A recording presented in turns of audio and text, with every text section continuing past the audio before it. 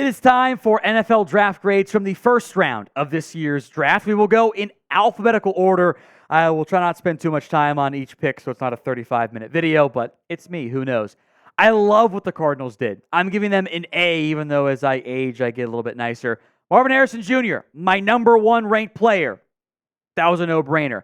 I think Darius Robinson, for what he brings as an admitted tweener between defensive tackle, defensive end, I think he's a good fit in the Cardinals defense. He was around my top 40, not much of a reach. I'm fine with that pick. You got my best player. It's an A grade for me. Wow. How about Atlanta? Michael Penix Jr. at number 8 overall. I was blown away. The first stunner in this year's draft for a team that can win the NFC South to draft a backup in the top 10. I just didn't like it. Wow is me being nice and not giving it a D. There's stuff to like about Penix as a pure drop back pocket passer, which we discussed on our live coverage here at Chat Sports. I just don't like it. Sorry. The Ravens, I'm going to give them a nice little A here as well. I was pretty high on Nate Wiggins. That's the cornerback out of Clemson. As I consult my board here, he was... let me just go to the corner so I save time here. Sorry. He was 22nd on my board. Ravens love them Power 5 players, or Power 2 or 3 or 4, whatever we're calling it here. I like it. Impact corner. Never complain about that one there. Good job by Baltimore. They always get the good value picks, don't they? We will be live for the entire 2024 NFL draft, so do not miss out. If you haven't already, hit that sub button. Free NFL draft coverage right here on the channel, youtube.com/chatsportstv. The Bills, we'll see. They traded down twice. Ladd McConkey to begin day 2. We'll see. Carolina, they got the local guys they ever got. I actually like Leggett a lot. That is the South Carolina wide receiver in a loaded wide receiver 2 class. 44th for me. We're splitting hairs to an extent there. He's local. Panthers fans, my comp is what people thought Jonathan Mingo was going to be. You got the good player this time. I like him. It's a solid pick, not a home run pick. You need a playmakers, though. You got one. Love what the Bears did. Caleb Williams, Rome Odunze, right? Williams was the obvious pick. It's been that way for months. Sorry, Fields truthers, but you've accepted it. Rome at 9. Rome Odunze, DJ Moore, and Keenan Allen. That's a really good trio. Love that. Love that for Chicago. Well done. With light draft cap moving forward, great start. The Bengals. I am prepared to risk it all for Marius Mims. I love him in Cincinnati. Give him time at right tackle. He's not raw. He's just inexperienced. Love that fit for the Bengals. He was my 14th ranked player. I'm all in on him. The Browns, then today's pin comment after this. Nothing available.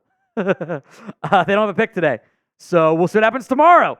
Draft gets going then for Cleveland plus some other teams overall. It's not the end of the world, but, no grade available, of course, for the Browns. Today's pinned comments in terms of, it's a little bit more challenging, so stay tuned here. Shout out your favorite team and grade their draft pick. So Cowboys, B-. Spoiler alert. Bears, A. If the ad comes on YouTube, take advantage of it. Head down there and go vote how you grade your favorite team's NFL draft in round, or picks, I guess, but in round 1. I would have loved Graham Barton in the first. It stinks. But you traded down, got assets, and got Tyler Guyton, who was a very popular round 1 mock draft pick to the Dallas Cowboys. Pry graded similarly to Graham Barton. It's fine. I don't love it. There are things to be concerned about, but you need a left tackle. The upside is immense. It's not the end of the world for Dallas. It's been a rough offseason. Extra day 2 pick might help. Denver took Bo Nix.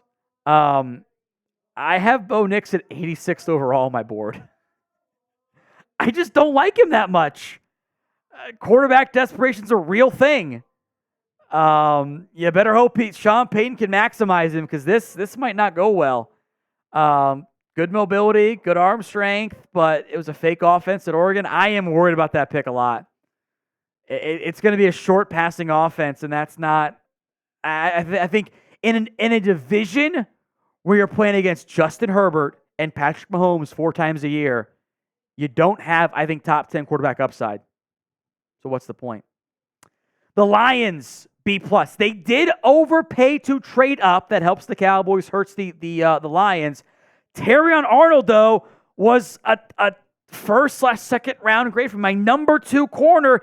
He was there. It fills a massive need for the Lions. You overpaid. They don't have that many needs. It's a good, not great pick for Detroit in this year's draft.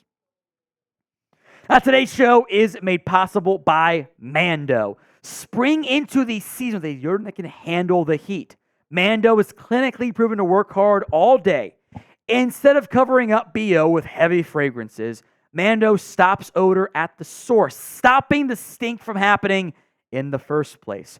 Created by a doctor, Mando whole body deodorant is powerful enough for the toughest body odor, but gentle enough to use everywhere, allowing you to put Mando on the family jewels, so to speak. Mando's starter pack is perfect for new customers. Solid stick deodorant, cream tube deodorant, and 2 free products of your choice, like the mini body wash or the deodorant wipes, like this one, plus free shipping. This is the cream deodorant, and this is the body wash as well. It's bourbon leather. That's a man smell right there. Plus, there's a discount code for you guys. $5 off the starter pack with code CHAT, C-H-A-T. If you're not good at math, that's over 40% off with code CHAT at shopmando.com. That's shopmando.com. Shopmando.com. Use code CHAT for $5 off, aka 40% off. Green Bay, I know some Packers fans go, we can find offensive linemen anywhere. You can't actually. They got one in Arizona offensive lineman Jordan Morgan, who, is he a guard? Is he a tackle? I'm honestly not sure. The arm length is a red flag. Top 40 player for me. Got him at 25. Good, not great. Houston, we'll see you guys tomorrow, and we'll have more analysis for you guys then, so make sure you're subbed. Indianapolis, bit of a surprise. Not a corner, not a receiver. Laiatu Latu out of UCLA. This is medical. That was why he wasn't a top 15 player for me in this year's class. The talent is there, and he was wildly productive at UCLA. If he's healthy, this will be a really good pick. I love what Jacksonville did. I'd actually mocked them Brian Thomas at 17 in my final mock draft. They got him at 23. It's pretty good. It's pretty darn good. You need another number 1 upside receiver. This is an outside vertical threat. You don't find guys that are almost 6'4" that run in the 4.3s. Throw some bombs to him. Good luck, Trevor Lawrence. That'll be a good pick. The Chiefs moved up to acquire Xavier Worthy. The size is a red flag, and you can see it in the photo, right? Like, that dude's skinny. Like, those shoulder pads don't fit him. But he's fast. And of like all the landing spots for a wide receiver, isn't the best the Chiefs? There's your vertical. Rashee Rice will be suspended, will come back. There's your underneath threat. There's your vertical threat on the outside. I love the fit for Worthy, who was 32nd, I think. Let me double check. Yes, on my board. Who was your biggest round 1 winner of the draft? Go ahead and drop that team-specific name, because it's team draft grades here after all, in the comment section of today's show. Your biggest round 1 winner. The Raiders. I'm going to give this a B for Brock Bowers. One of the more intriguing picks in the first round. Feels like Raiders went pure BPA because they have Michael Mayer, they have Devontae Adams, they have Jacoby Myers. I think those 4 will be your main playmakers. Think of Bowers as a big slot. Maybe that's how the Raiders utilize him. It's interesting. He's a good player. I can't be mad at drafting good players, Like, that just makes sense, right? The Chargers took a great player in Joe Alt. Maybe a trade down could have been in play, but Alt was my number four, overall player. Got him at 5. I think receiver round 2 makes a lot of sense, doesn't it? What if A.D. Mitchell's there? There's some off-field stuff there. We'll talk about him tomorrow. Promise you. Make sure you're subbed. The Rams. Jared Verse ended up not being a playmaker. How about them apples? I like him a lot. He brings so much talent. They needed a pass rusher. B is a good grade. A is great. C is average. D is bad. It's a good pick, bordering on great. Flip side is Miami. I figured Chop Robinson would go in this range, but boy, he makes me nervous. That first step is unreal. He fires off that ball with unbelievable speed and burst. Why do you have less than 5 sacks this year? How? That concerns me. He'll be a rotation piece in Miami, but they were going to go defense. I buy it. Minnesota. Look, the buzz all week was they were going to get J.J. McCarthy. They didn't give up that much for him, actually. Moved up one spot, future picks to get their quarterback. They've got him. I think he's a great fit in that offense. And they got my highest rated defensive player. They moved up, sacrificing next year's picks, and that will be impacted on next year's draft grades. We'll be here again next year. Dallas Turner. That's a haul for Minnesota. Comes down to if you believe in J.J. McCarthy. I like it for the Vikings. I love Dallas Turner. He was 10th on my board. I have some faith in McCarthy. I like him more than Penix and Bo Nix. Second round grade. Going to be fun for the Vikings. The Patriots. I believe in Drake May. He was my number 6 overall player, my second rated quarterback. I believe in him. Let that man loose. Go draft a receiver top of round 2 this year for the Patriots, and we get to tomorrow. I like it. I believe in Drake May. If I'm wrong, I'm wrong. It happens all the time, but I believe in him. Who was your biggest loser from round 1? I feel like we're going to get a lot of Falcons and Broncos answers here, Pete. Or Chris. Be a lot of those. I was thinking of Broncos PD host. Be a lot of those answers, I suspect. But sound off for me in the comment section right now. Saints trade down and get Taliesin Fuaga. There's your right tackle or guard if Ryan Ramczyk is healthy. Top 10 player for me. Got him at 14. That's easy.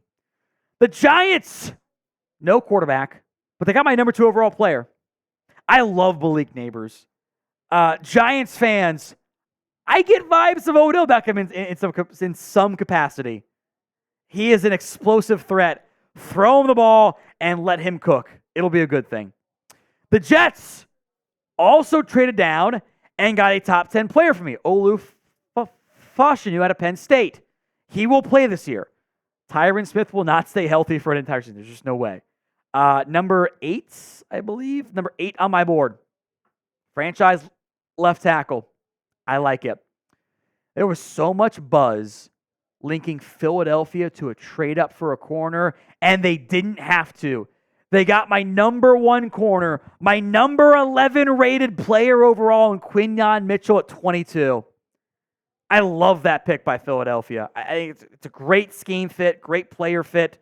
Well done by the Eagles. Well done. Pittsburgh, again, there's a lot of A grades here because some teams took quarterbacks earlier that they shouldn't have. Troy Fautanu was my number 12 rated player. I'm curious where he ends up lining up for Pittsburgh. Do you try him at left tackle? Try him at left guard? Starter somewhere, though. Try him at center. I don't think that's going to be the path they end up going there. Protect your Russell Wilson, Justin Fields investment. Good job there. I want to go back. I have not watched it yet. I want to go back and look at Chase Senior's reaction. I am told he was shook. Ricky Pearsall was the pick at 31st overall. I was higher on him than most. I had him 40th on my board. I like him a lot. There's inside, outside flex. There's athletic ability. There's some size. There's some after-catch stuff. I get the, for lack of a better word, surprise factor. I like him. But I had Ladd McConkey higher. I had A.D. Mitchell. I had Keon Coleman higher. That was a surprise first-round pick. It truly, truly was. Seattle B+. I do like Byron Murphy a lot. He was actually 16th overall on my board. I'm higher than most on Johnny Newton. That's on me. But I do like that pick. There's your 3 technique. There's your Justin Madubuike, Seahawks fans, in this new Mike McDonald-led scheme. Tampa, I ended up being very high on Graham Barton. He was 13th overall on my board. You got him at 26. From a value perspective in round 1, I believe, as I check my notes here, I believe that was my highest value pick in the first round. So Tampa, you win the draft this year. Tennessee, I will say, I trust Brian Callahan, or Bill Callahan, more than anybody. When it comes to offensive line, I have athletic concerns about J.C. Latham. Can he hold up? I just don't know. Is the foot quickness there? For what the Titans will run on offense, I think it'll be a fine fit. But he was 25th on my board. I have some concerns there. But there is plenty of upside as a franchise right tackle. The Commanders, I like Jaden Daniels. I had Jaden May higher. You have a franchise quarterback. Be excited. But there are, as we broke down on our main coverage today, you can go rewatch it. It'll be in the comments. There are some things to be at least a little bit worried about when it comes to the Commanders and Daniels, etc. So round 2 begins in a couple hours here. We'll be live for that coverage on Chat Sports. Who is the best player left on the board? My guys, Johnny Newton. Drop your name in the comments.